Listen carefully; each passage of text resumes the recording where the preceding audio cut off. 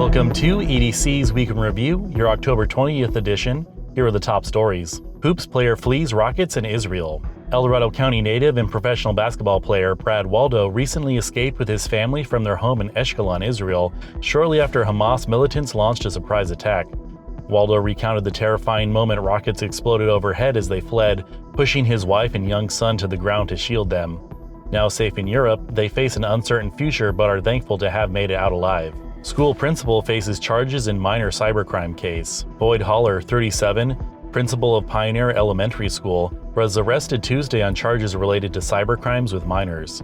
The charges include sending harmful contact to minors and contacting minors for lewd purposes. Haller was booked into El Dorado County Jail as the DA office prepares to file formal charges. The arrest resulted from an investigation by the FBI and DA's office, who encourage anyone with related information to contact them. Man arrested for stealing trailers in county. Joseph Galea, 65 of Drytown, was arrested after an alert deputy spotted his vehicle matching the description of one used in a recent utility trailer theft. Galea admitted to stealing the trailer and a separate fifth-wheel trailer, both of which were recovered and returned. He was arrested for grand theft and possession of stolen property. EID proposes rate increases. A draft notice from EID proposes rate increases of 12% for water and 3% for sewer customers starting in 2024.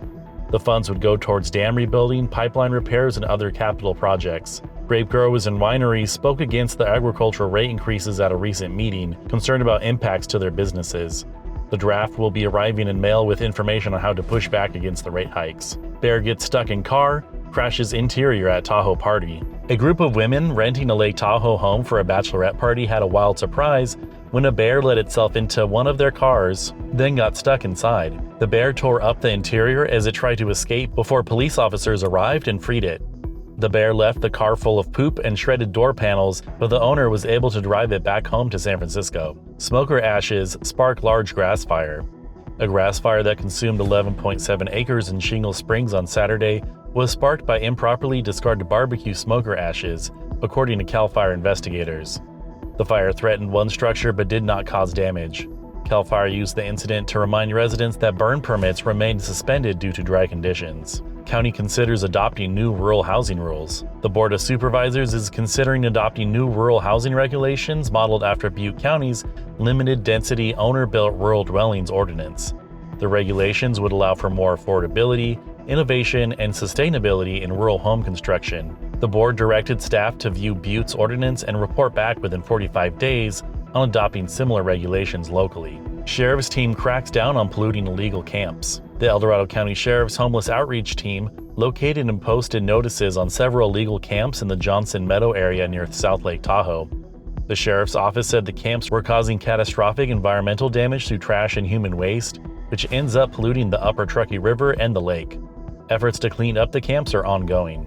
PG&E's wildfire prevention plan faces pushback. PG&E aims to bury 10,000 miles of power lines over 10 years to prevent wildfires, but the $5.9 billion plan faces pushback from California regulators concerned about the cost burden for customers. The rate-controlled utility could use the plan as a loophole to dramatically increase rates on customers. The utility argues underground lines reduce wildfire risk by 99% and should be prioritized over cheaper overhead line covers. PG&E's CEO insists they have a moral obligation to reduce risk after past disasters. Restaurant and card room proposed for El Dorado Hills. The Board of Supervisors will vote Tuesday on a proposal to open a restaurant and card room at the former Sienna site in La Borgata Center. If approached, the 9,500 square foot venue would feature a seasonal menu restaurant and offer poker games.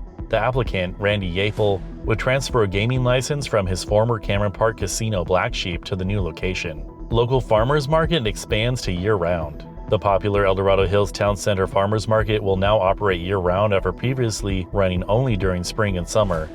The Sunday market will provide the community with fresh local produce, goods, and crafts 12 months a year.